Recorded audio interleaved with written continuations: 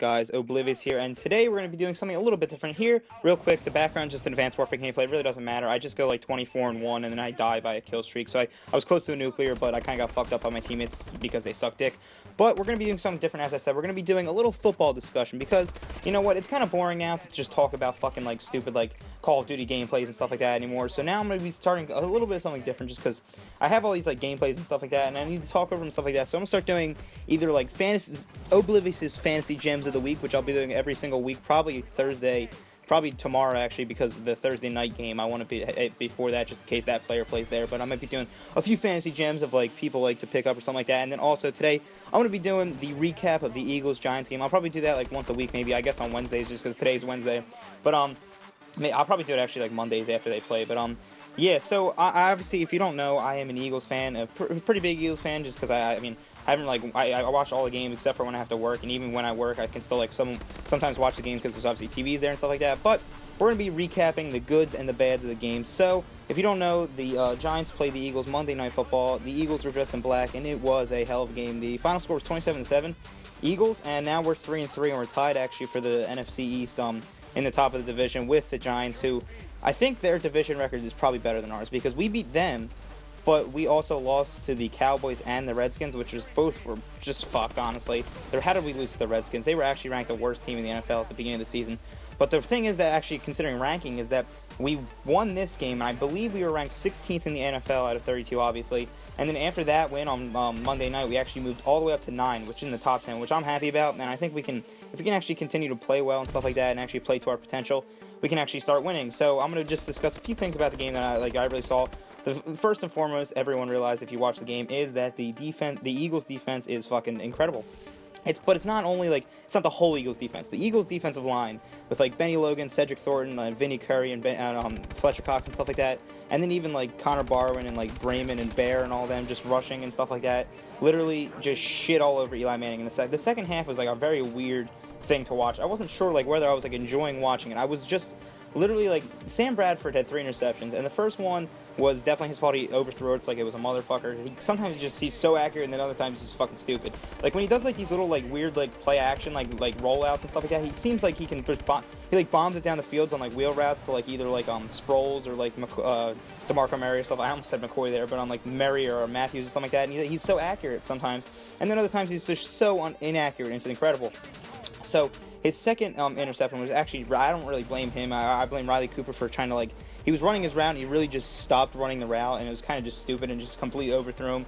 And then the third one was it was also Bradford's fault, but it was to Ertz. He tried to throw it to him in the end zone, and like it was completely like in front of Ertz, and there was also a defender, and that guy obviously got the pick. I don't remember. I think it was Landon Collins, I believe. I know it was, but yeah, so he had 3 interceptions. So like it seemed like Bradford didn't even care.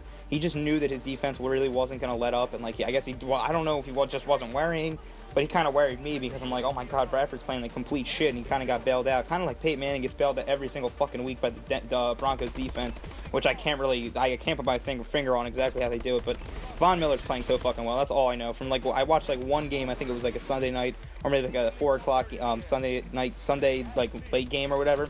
And, like, literally, Von Miller just shits on everyone. I don't know. He's still so fucking good. He's still, like, probably one of the better. I think he's I believe he's a linebacker. He always plays defensive end. He always kind of does, like, the Barwin thing, where, like, he's actually like outside linebacker, but he just basically plays end.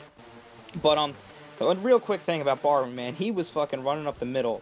He would run around the side and just completely push that one. I forget the guy's name. It was like number 73, I think, on the Giants. He was literally just fucking destroy that guy. I forget I think it's like a new or something like that. I don't really know what his name is. But he was fucking that guy up, and he was running him right back into Eli Manning, like literally the whole second half, and it was fucking awesome to watch. Literally, just like the thing about Benny Logan and Fletcher Cox is that when the Giants were rushing, they literally just run up and down the line and just follow the guy, and then like as soon as the guy tries to break through a hole, they just fucking like just envelop them and consume them, and it's just great to watch, especially with Fletcher Cox. He's actually probably my favorite player in the NFL. This was like probably like 2 years ago actually. I was like, oh my god, this Fletcher Cox guy, I really like him. And then last year he got gypped for not getting the Pro Bowl because of he was the second team all NFL or whatever, I think, starting. but then he somehow didn't make the Pro Bowl, which is kind of fucked. And all the commentators, literally every time he makes a good play in a game now, all the commentators are like, oh wow, Fletcher Cox should definitely have the Pro Bowl last year, and he kind of got gypped. But this year he'll definitely have it, especially with the game he played against the Saints, where he got fucking 2 forced fumbles, 3 sacks, and I don't even know how many tackles, probably like 4 or 5, I would say. But people are saying like he's probably like one of the better like top 5 defensive tackles in the game right now, and I definitely agree. He's fucking awesome. I fucking love him, honestly. He's fucking the Fletch, man. And then that thing with his brother before the game, they showed before it was like a Fletcher Cox and his brother Trell. It was very sad, and I was like, it just made me kind of love like Fletcher Cox even more. That he's playing for like his brother's like memory and stuff like that. And he said he dedicated this season to his brother, and like just I don't know. Overall, it was just a fucking good game. DeMarco Murray is actually getting his stride back, man, because Chip Kelly doesn't understand like.